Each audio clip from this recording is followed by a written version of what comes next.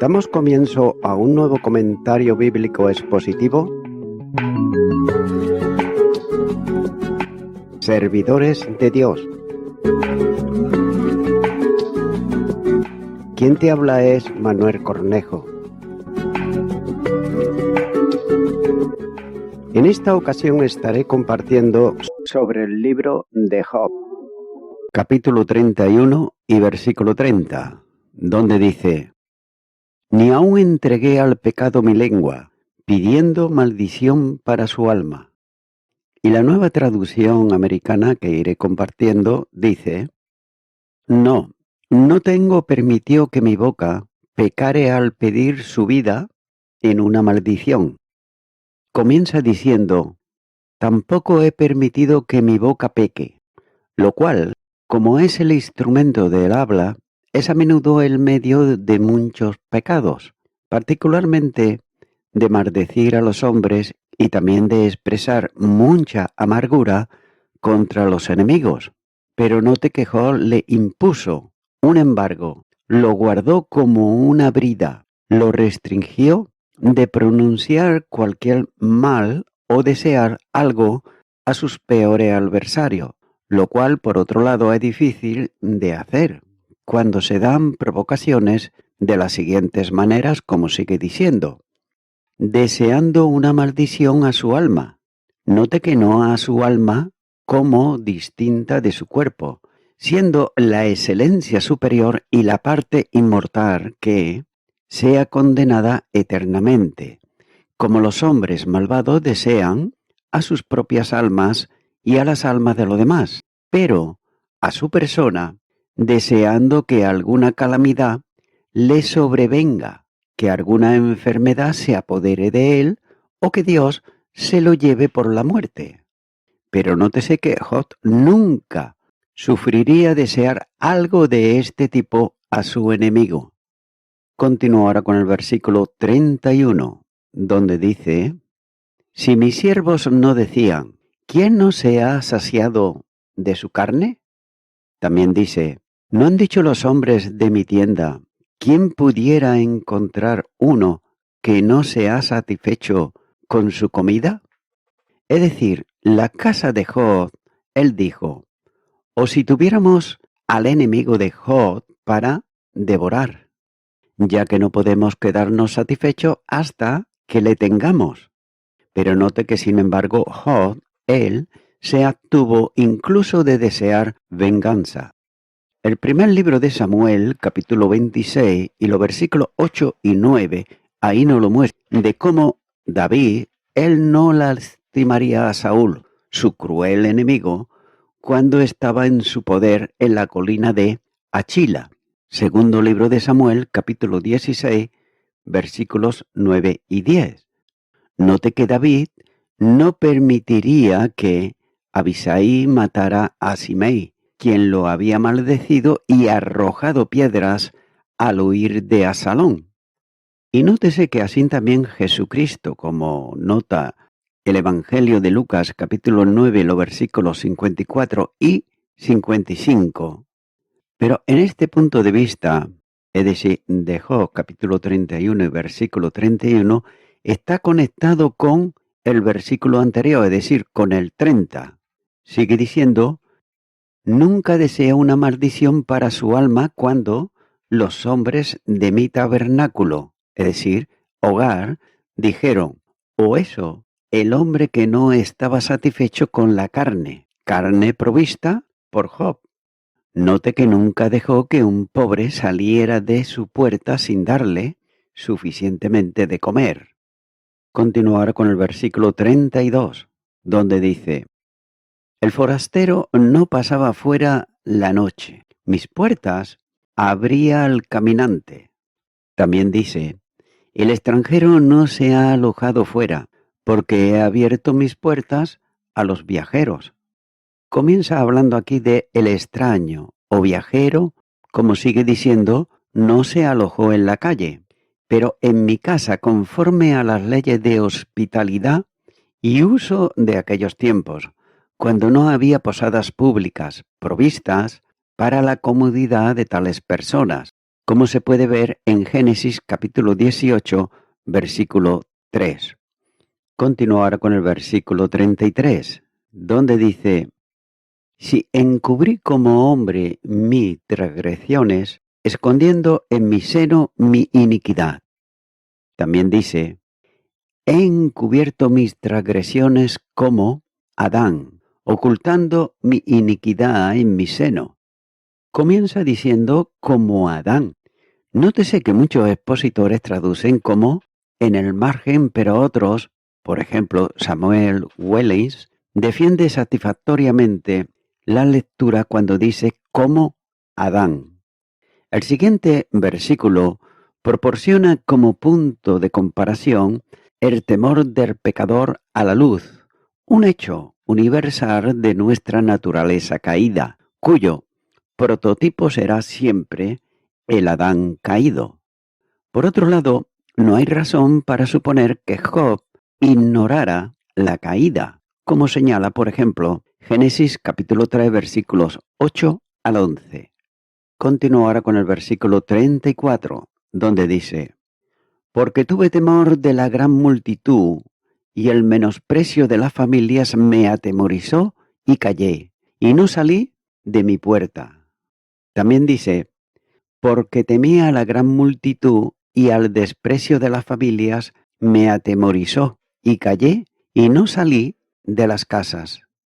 Comienza diciendo: temí a una gran multitud. Note que no todos los que conocían a Job sabían que era un hombre de resolución, que audazmente apareció, habló y actuó en defensa del piadoso y de la justicia. También él no se atrevió a guardar silencio ni a permanecer en el interior cuando fue llamado al hablar o actuar en nombre de Dios, ya que él no fue disuadido por el número, la calidad o los insultos de los injuriosos de reprenderlos y hacer justicia a los injuriados. Continúo ahora con el versículo 35, donde dice: ¿quién me diera, quién me oyese? He aquí, mi confianza es que el Omnipotente testificará por mí, aunque mi adversario se forme proceso. También dice: o que tuviera uno para escucharme. He aquí, aquí está mi firma, que el Todopoderoso me responda. Y la acusación de mi adversario ha escrito. Comienza diciendo: o ese me escucharía, o por otro lado, ¿quién me dará un oyente?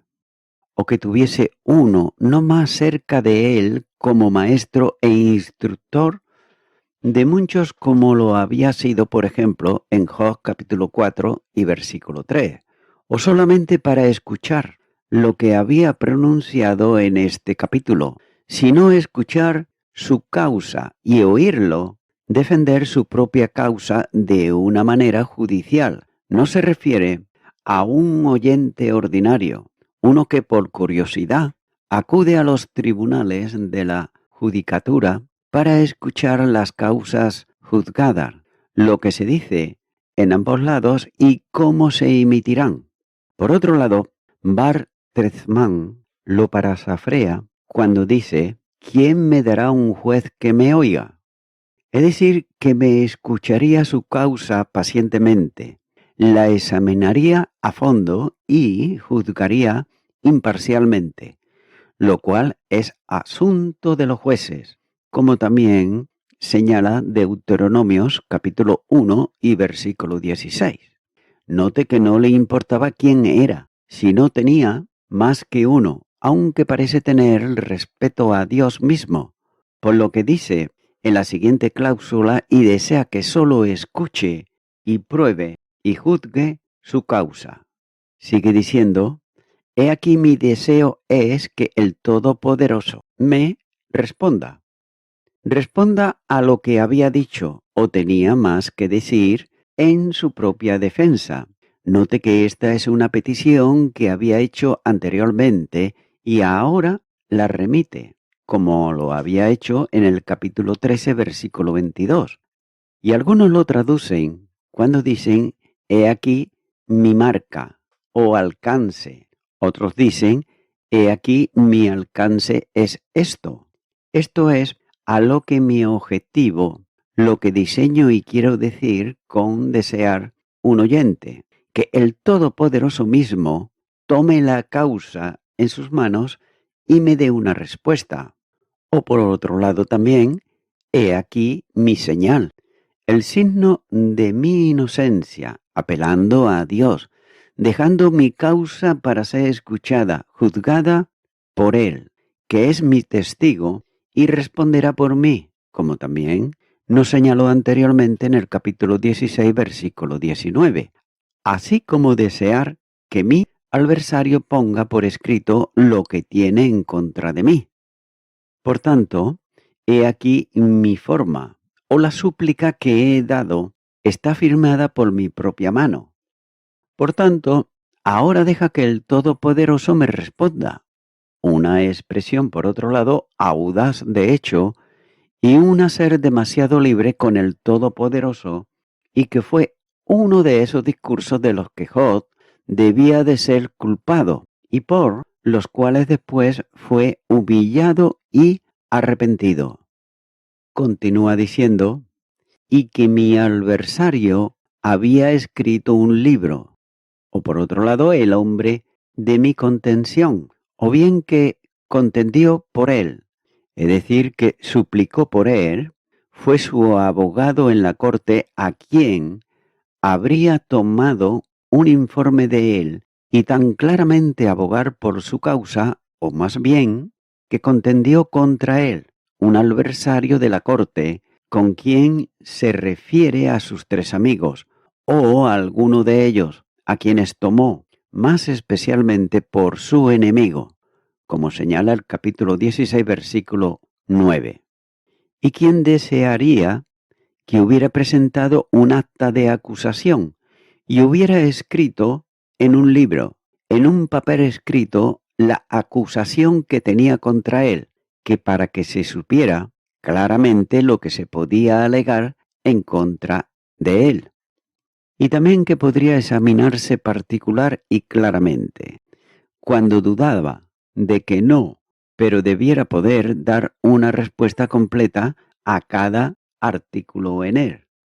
Y también que el mismo proyecto de la ley llevaría en él una justificación de él, o puede ser también, por otro lado, más bien, se refiera a Dios mismo, que lo llevó hacia él como adversario, al menos de manera providencial. Antes había pedido que le mostrara por qué contendió con él. Capítulo 10, versículo 2. Pero note que ahora desea dar por escrito su acusación en contra de él, estando plenamente seguro de que si tuviera la oportunidad de responder ante él, debiera poder reivindicarse lo suficiente y que saliera con honor. Continuar con el versículo 36, donde dice, ciertamente yo lo llevaría sobre mi hombro y me lo ceñiría como una corona. También dice, seguramente lo llevaría sobre mi hombro, lo amarraría a mí como una corona. Comienza diciendo, seguramente lo tomaría sobre mi hombro. El acta de acusación por escrito. Esto lo tomaría y lo llevaría sobre su hombro como una cosa muy ligera, sin tener nada pesado en ella, ningún cargo de pecado y culpa que lo derivara, nada más que bajo lo que podía soportar fácilmente, solo un asunto insignificante, que no podía interpretarse como pecado, porque cualquier cosa de ese tipo habría sido una carga demasiado pesada para que él la hubiera soportado. O de lo contrario, su sentido es que, si fuera condenado por cualquier pecado, confesaría abiertamente el cargo. Reconocería también el pecado de la manera más pública, siendo visible lo que se lleva sobre el hombro. Y también soportaría pacientemente las aflicciones y castigos que se le impusieran por ello.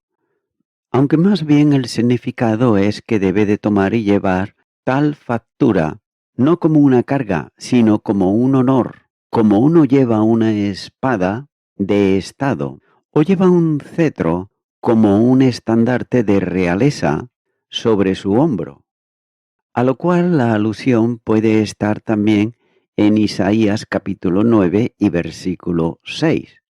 Sin dudar, en absoluto, pero resultaría para su gloria, lo cual se confirma por lo que sigue a continuación, cuando sigue diciendo, y atarlo como una corona para mí, es decir, como coronas, teniendo varios círculos de oro colgados con joyas, significando que no sólo tomaría su billete o carga y lo llevaría sobre su hombro, sino que se lo pondría en la cabeza y lo usaría allí, como un rey hace con su corona, lo cual es un adorno y también un honor para él, ya que debería considerar este proyecto de ley. Verlo le daría la oportunidad de aclararse efectivamente.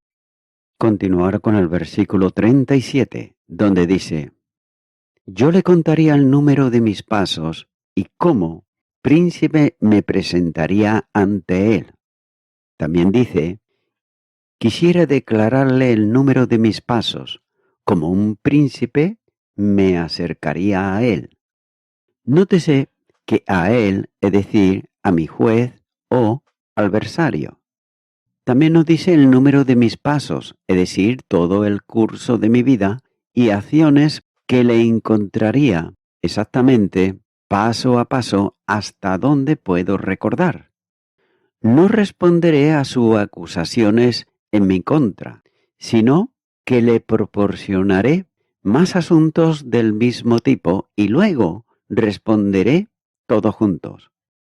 También sigue diciendo, como príncipe, es decir, como valentía y confianza impertéritas y seguridad de éxito, como siendo claramente consciente de mi propia sinceridad, no como un malhechor, autocondenado, como suponen mis amigos que yo soy. Sigue diciendo, me acercaría a él, y no escaparía, ni me escondería de mi juez, como desean hacer los culpables. Continuar con el versículo 38, donde dice, si mi tierra clama contra mí, y lloran todos sus surcos. También dice, si mi tierra clama contra mí, y sus surcos lloran a una. Comienza diciendo, ¿o qué surcos se quejan igualmente?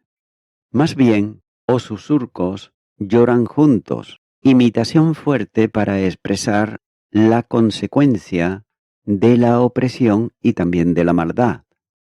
Note que debe de observarse que a lo largo de esta defensa Job ha pasado por mucho más que la acusación de sus amigos, ya que ha demostrado que no sólo no ha quebrantado la ley moral, como insinuaban, sino que, mucho más, se ha mostrado ejemplar en todas las relaciones de la vida, de modo que, según el narrador de la historia, no sólo era temeroso de Dios y apartado del mal, como señala el capítulo 1 y versículo 1, sino que también era perfecto, es decir, de conducta sincera y consecuente y recto. Continuar con el versículo 39, donde dice, si comí su sustancia sin dinero, o afligí el alma de sus dueños.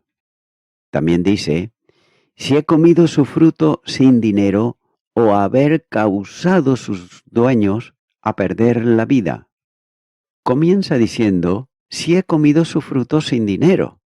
Nunca he sido ese hombre de mente estrecha que a través de un principio de codicia agota su tierra, poniéndose gratuitamente con trabajo y estialco para fortalecerla o defraude a sus salarios a los que estaban empleados bajo él. También dice, si he comido sus frutos, Note que lo ha cultivado bien para producir esos frutos.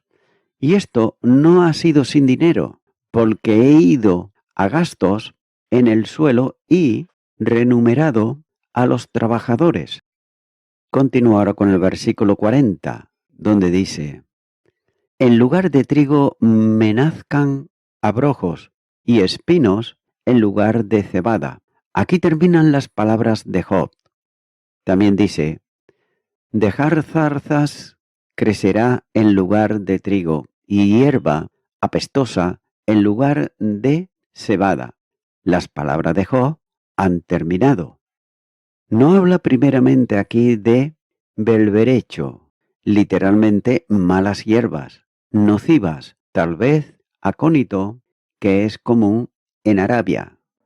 Nos sigue diciendo: las palabras terminaron, es decir, en la controversia con los amigos. Después habló en un libro, pero no a ellos. En Job capítulo 31 y versículo 37 sería la conclusión regular del estricto artículo. Pero es natural que Job, en los versículos 38 al 40, sea agregado por alguien cuya mente agitada recurre a su sentido de inocencia, incluso después de haber llegado al punto habitual en el que detenerse. Note que esto quita la apariencia del artículo retórico. Por lo tanto, la transposición de los versículos 38 al 40 para seguir al versículo 25 es totalmente injustificada. Y voy concluyendo con esto. Nos habla del ojo en el versículo 1. Esta es una de las mayores avenidas por las cuales la lujuria entra en el alma. Entonces, cuando la lujuria concibe, da a luz el pecado, y el pecado, una vez consumado, da a luz la muerte. Santiago, capítulo 1, versículo 15. En el caso de la pasión sexual, la única seguridad está en huir de cualquier cosa que pueda conducir a la tentación. Por otro lado, la polilla que revolotea mucho tiempo alrededor de la vela está segura de que finalmente se quemará. Nótese que José, cuando fue tentado por una mujer licenciosa, evitó estar con ella en absoluto, y cuando ella lo agarró por la ropa, huyó de ella, como señala Génesis capítulo 39, versículo 12. Y nótese que Job hizo un pacto con sus ojos para evitar ocasiones de tentación. Ahora bien, si David hubiera hecho eso, como señala el segundo libro de Samuel, capítulo 11, versículo 2, habría evitado también caer en el gran pecado de su vida y haber manchado su carácter por los demás piadosos.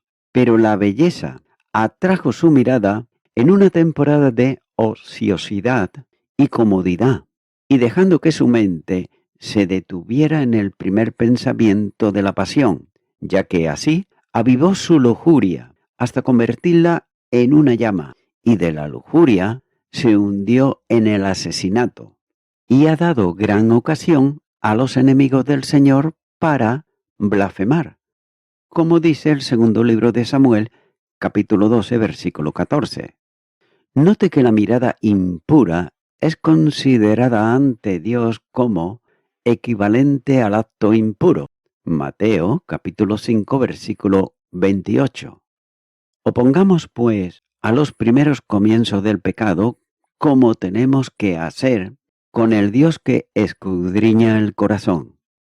Por otro lado, cualquiera que sea las profesiones de la religión que hagamos, si nuestra práctica es pecaminosa, nuestra sentencia final será: nunca os conocí, apartaros de mí, hacedores de maldad.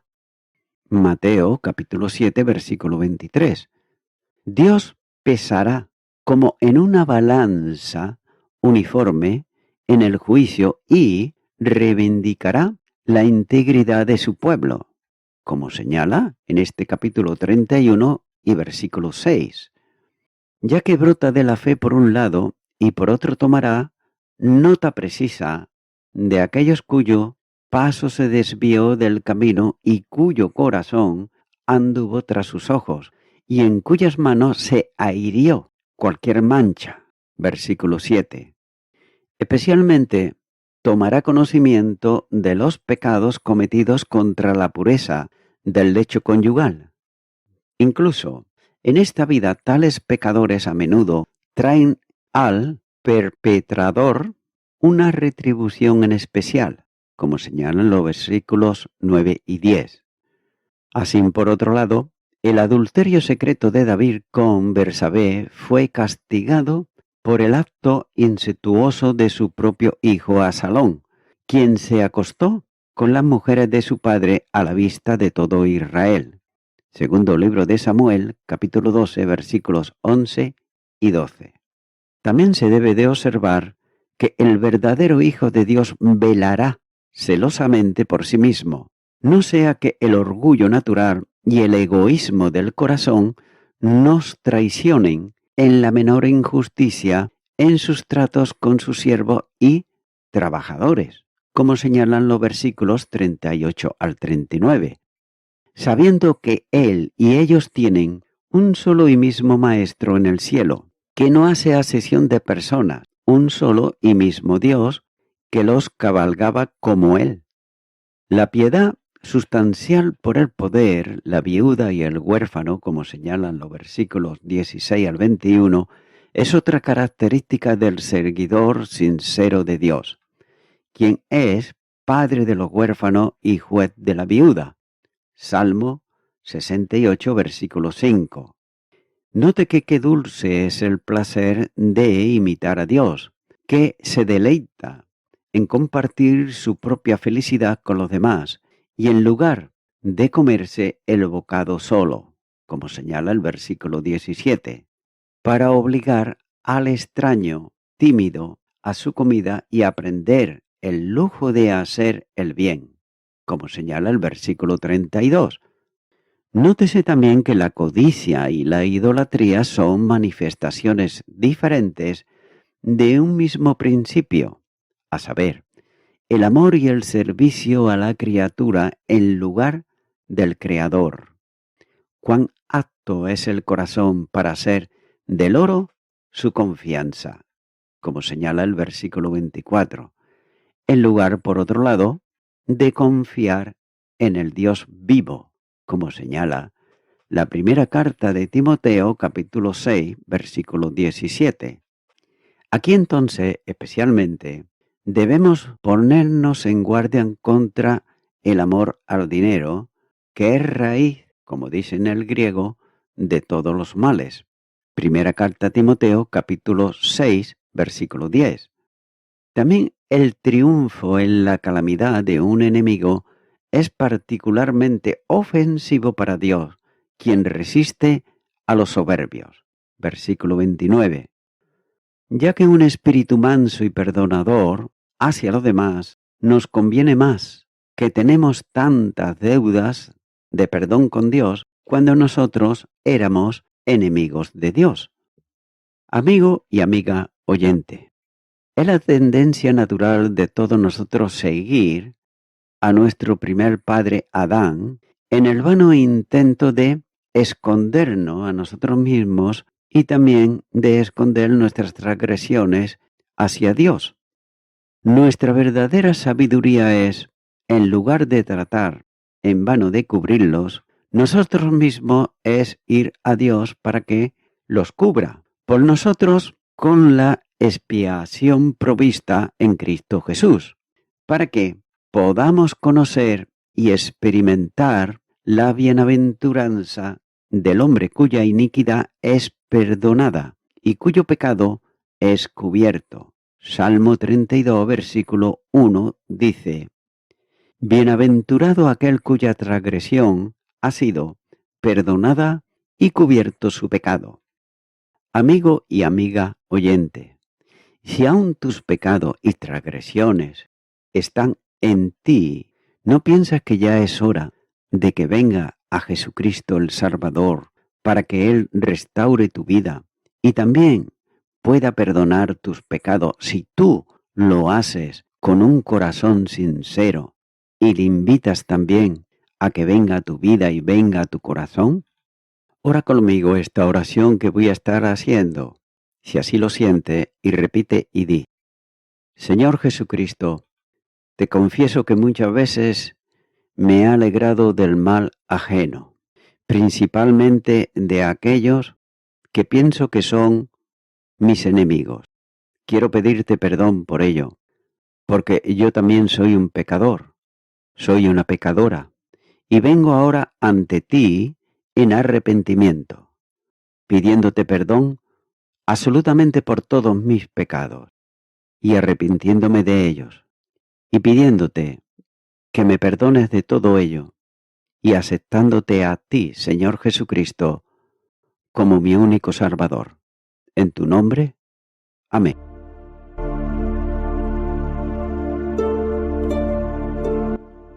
Amigo y amiga oyente, si tú has hecho esta oración de corazón, te recomiendo que comiences a orar a Dios, en primer lugar, en el nombre del Señor Jesucristo. Orar a Dios no es rezar, sino que es hablar con una persona. También te recomiendo que leas la palabra de Dios y lo hagas a diario. Comienza, por ejemplo, con el Nuevo Testamento. Y también, por último, te recomiendo que para que puedas crecer espiritualmente, te congregues en una iglesia cristiano-evangélica, donde se predique, se enseñe y se practique la sana doctrina y la palabra de Dios. Congrégate ahí y con el tiempo podrás crecer espiritualmente y también servir al Señor Jesucristo. Que Dios te bendiga. Y a toda la audiencia, nuevamente ya me estoy despidiendo de todos ustedes y será hasta el próximo programa. Que Dios os bendiga a todos.